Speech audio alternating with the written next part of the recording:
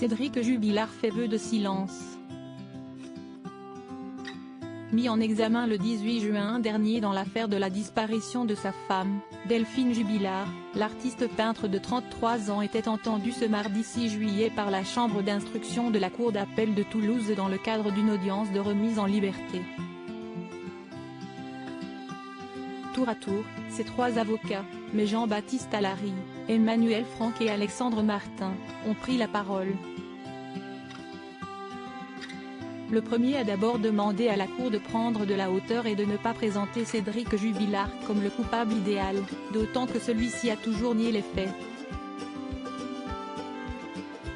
Lors d'une deuxième plaidoirie, Emmanuel Franck a évoqué les nombreux indices graves et concordants ayant conduit à la mise en examen de Cédric Jubilard.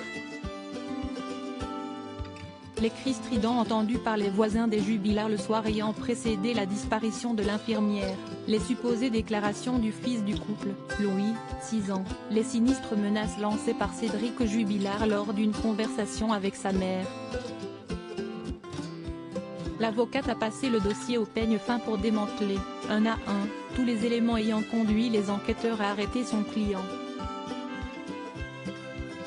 La parole a ensuite été donnée à l'avocat de la partie civile puis à l'avocat général, Bernard Lavigne, qui a requis le maintien en détention de Cédric Jubilard. Quand il pleure, on lui reproche. Quand il sourit, on lui reproche tout au long de cet échange, un parti est resté parfaitement silencieux, Cédric Jubilard lui-même. Invité à s'exprimer en fin d'audience, le mari de la disparue n'a pas souhaité se défendre.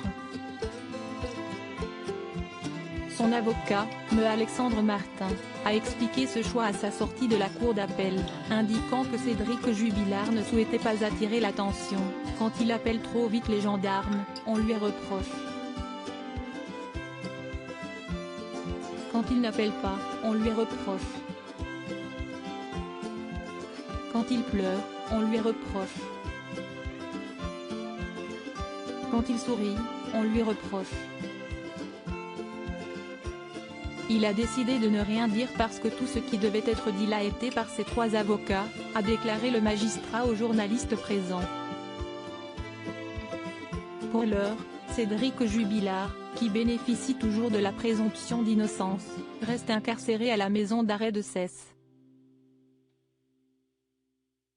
La décision de la Cour d'appel de Toulouse sera communiquée jeudi 8 juillet vers 11h30.